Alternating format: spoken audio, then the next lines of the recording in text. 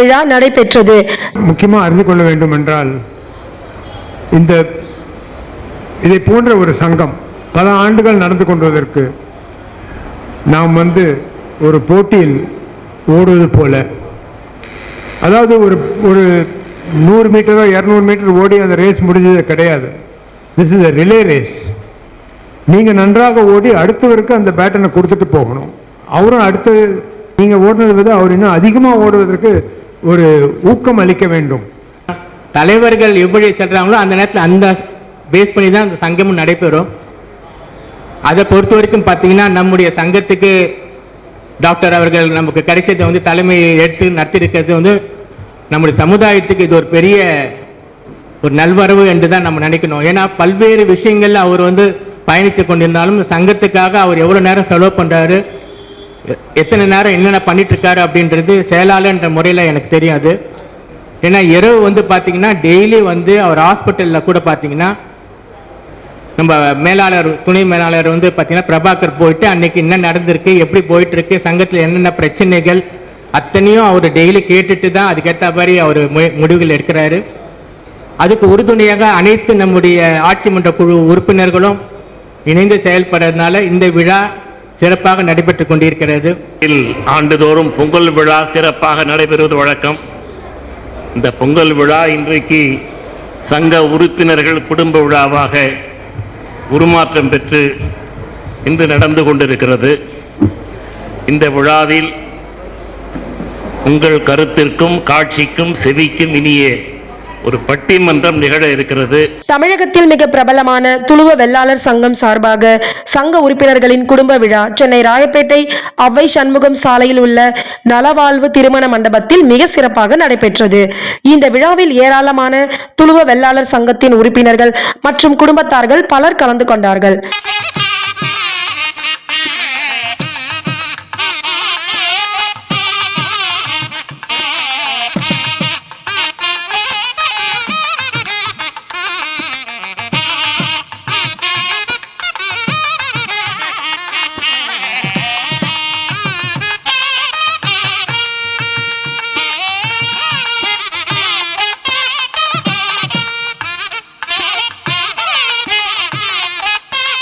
முதல் நிகழ்ச்சியாக தெய்வத்திரு doctor BM Sundaravadanan அவர்களின் படத்திற்கு நிர்வாகிகள் மாலை அணிவித்து மரியாதை செய்தார்கள்.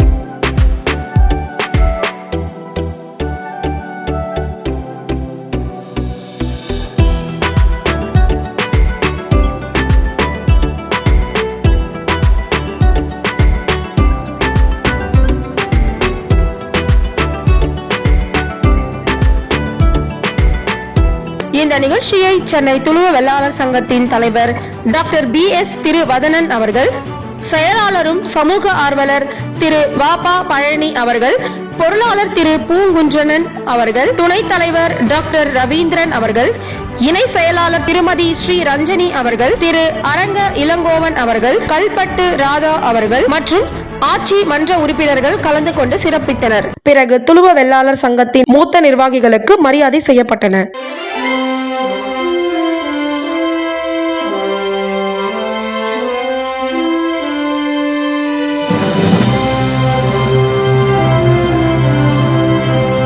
Years ago, the same work of retaining the fighting to retain the association in the class of the backward class, so that our next generation can have the benefits.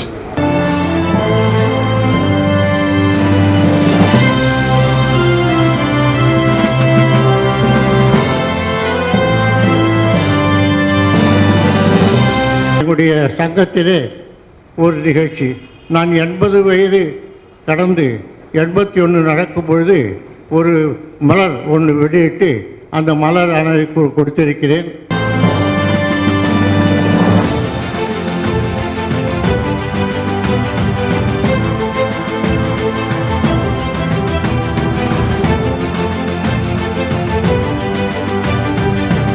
வாழ்க்கை பூரா இங்கே தான் நடந்தது.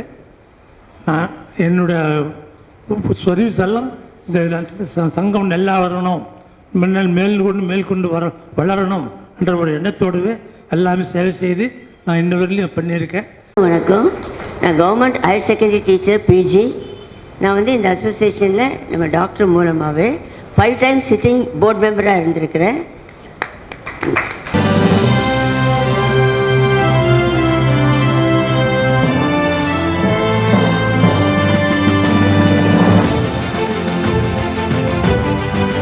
என்னுடைய கிராமம் வாணியம்பாடியிலிருந்து மேற்கே 3 மைல் தொலைவில் உள்ள சங்கராபுரம் என்ற கிராமமாகும். அதைத் தொடர்ந்து சிறுவர்களின் கலை நிகழ்ச்சியும் நடைபெற்றது.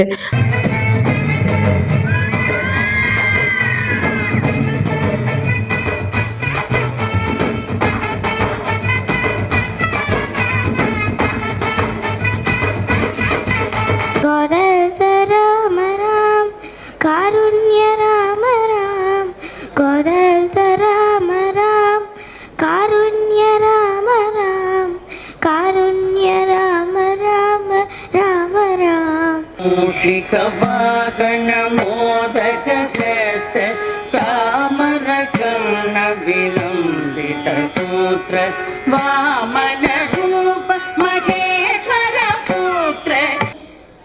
ஓம் ஆதியின் முதலே போற்றி, ஓம் ஆறுமுகன் அன்னியே போற்றி, ஓம் ஆக்கு சக்தியே போற்றி, ஓம் இன்னல் கலைவாலே போற்றி, ஓம் இடர் நீக்குவாலே போற்றி, ஓம் இமயத்த அரசியே போற்றி, ஓம் இச்சா சக்தியே போற்றி. தினொலியே உமக்கு வெற்றி, ராம தூதனே ஆற்றலின் வடிவம், அஞ்சனை மைந்தனே வாயு புத்திரனே.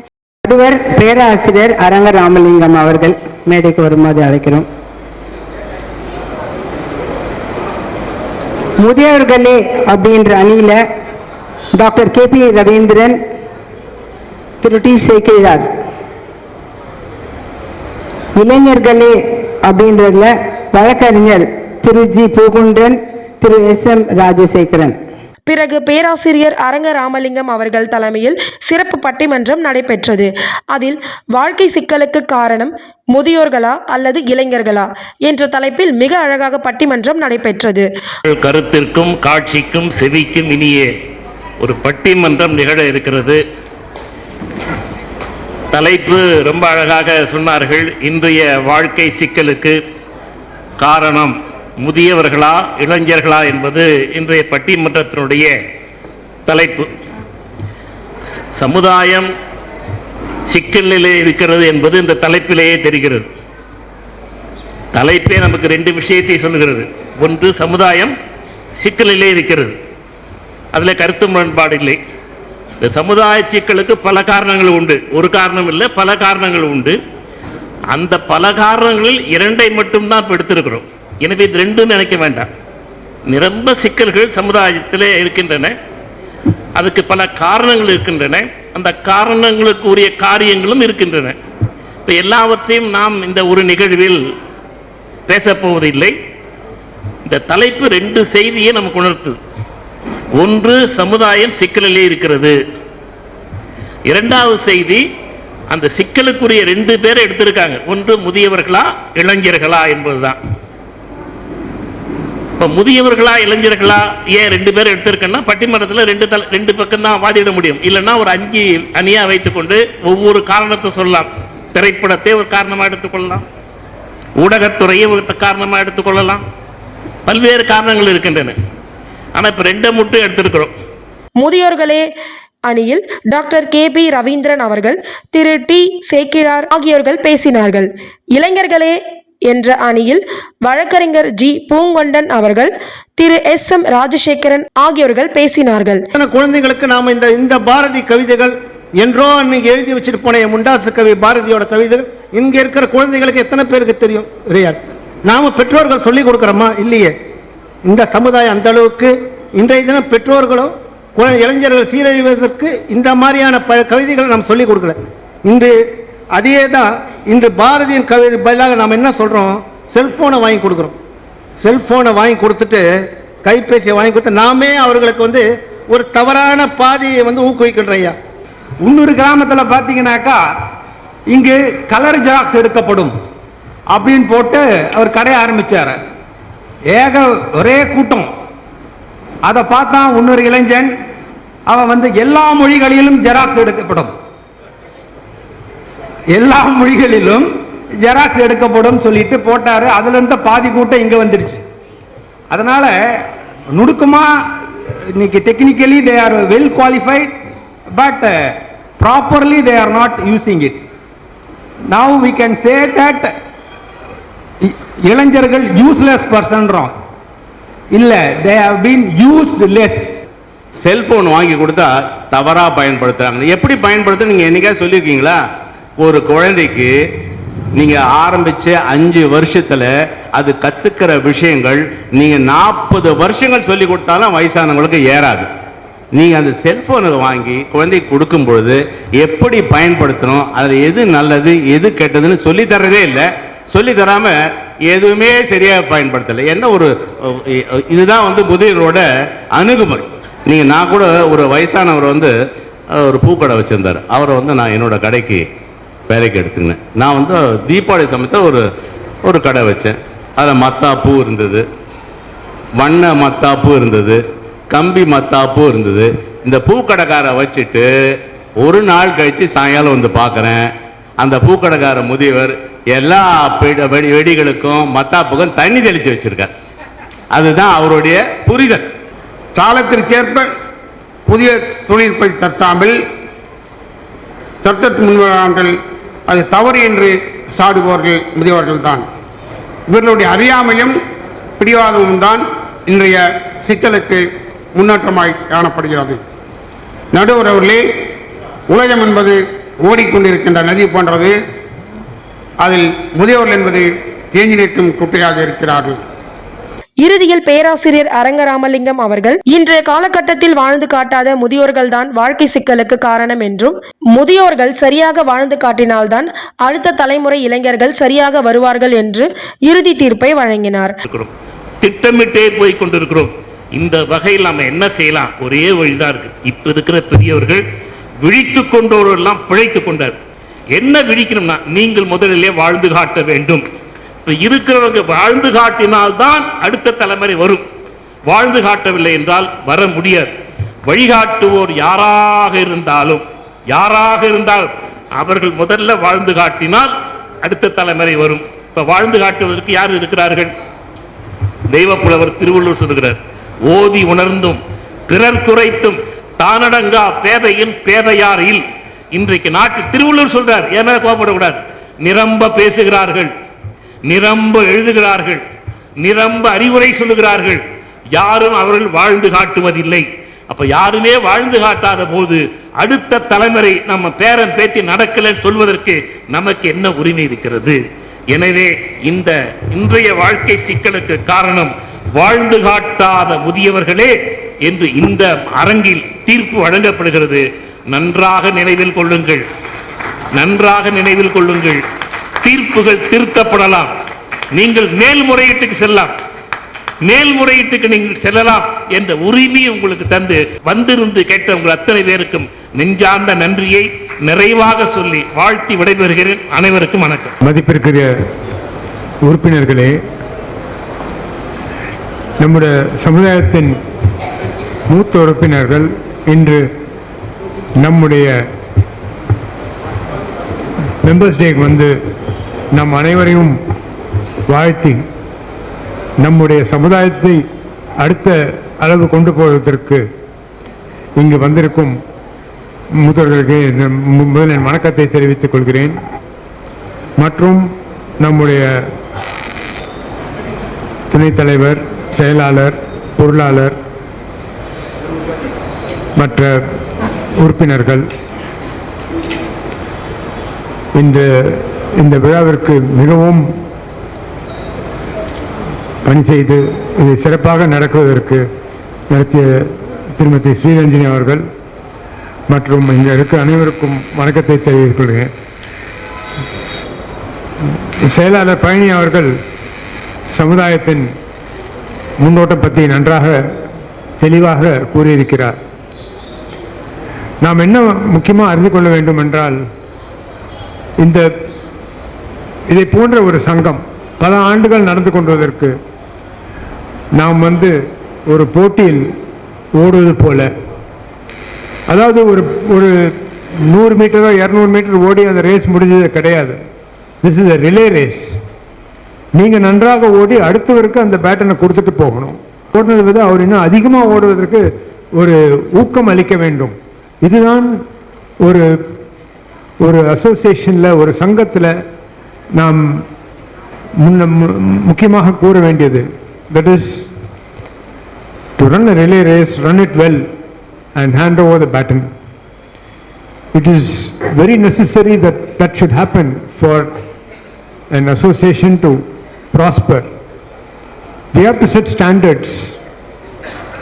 We have to set standards which will be followed in the subsequent years.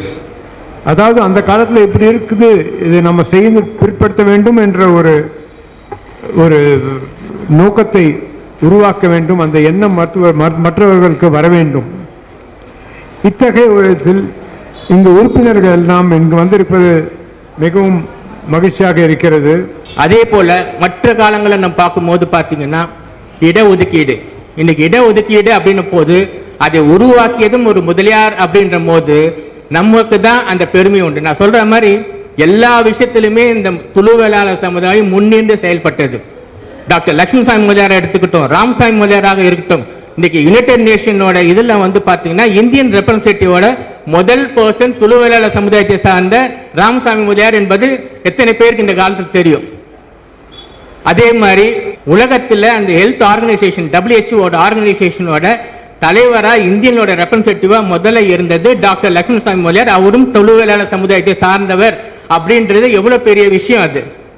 So ஒவ்வொரு விஷயமும் நம்ம பேசிட்டே போகலாம். இன்னைக்கு எத்ராஜ் காலேஜ் இருக்கு, அந்த எத்ராஜ் காலேஜை உருவாக்கியவர் பெண்களுக்காக ஒரு கல்வி வேண்டும் அப்படி சொன்னவர் எத்ராஜ் காலேஜோட இது பார்த்தீங்கன்னா அவரும் ஒரு துளு வேளாளர் சமுதாயத்தை சார்ந்தவர். அவரு அன்னைக்கு ஆரம்பிக்கலன்னா இன்னைக்கு எத்தனை கேர்ள்ஸ் படிச்சிருப்பாங்க, எத்தனை பேர் வெளியே போயிருப்பாங்கன்னு தெரியாது. நேற்று கூட நான் போயிருந்தேன் அவங்க சேர்மனை பார்க்கறதுக்காக. அவ்வளோ டிசிப்ளினா நீட்டாக அந்த காலேஜை பார்த்தீங்கன்னா ஒரு ஹைடெக்காக வச்சு பண்ணிட்டு இருக்காரு அவர். ஒவ்வொரு விஷயமும் பச்சையப்பன் கல்லூரி, இன்னைக்கு பச்சையப்பன் கல்லூரி நம்ம நடுவர் கூட சொன்னார், நான் பச்சையப்பன் கல்லூரியில் பேராசிரியர் இருந்தேன், நீங்கள் அங்கே தான் படிச்சிங்களான்னு தெரியல. ஆமாம் ராமலிங்கம், எனக்கும் ஒரு பெருமை, நானும் பச்சையப்பன் கல்லூரி மாணவர் என்று, திருவிக்கா கல்லூரியில் பள்ளிக்கூடத்தோட மாணவர் என்று, டாக்டர் BM சுந்தரவந்தம் பள்ளிக்கூடத்தில் நானும் படிச்சிருக்கிறேன்.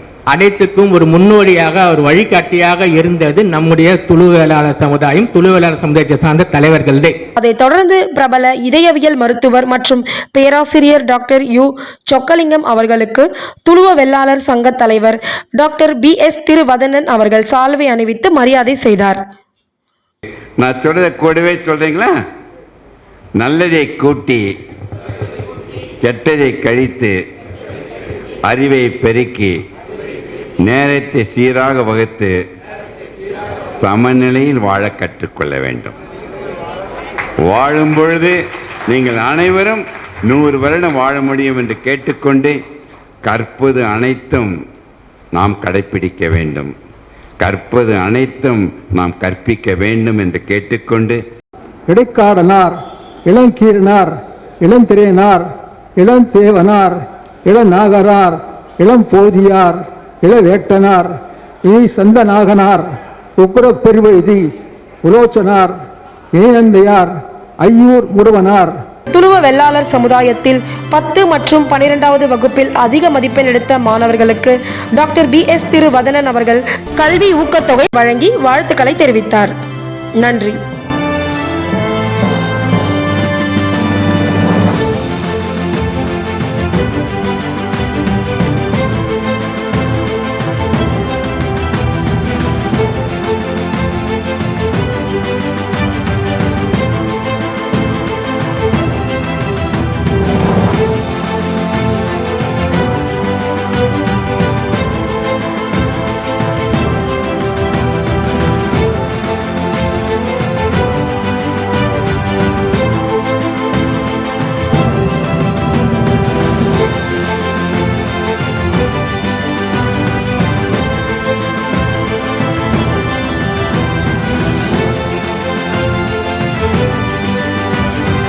அனைவரும் வந்திருந்து கலந்து கொண்டு சிறப்பித்தமைக்கு நன்றி கூறி அனைவரும் உணவருந்தி விட்டு செல்லும்படி பணிவன்புடன் கேட்டுக்கொள்கின்றேன். நன்றி, வணக்கம்.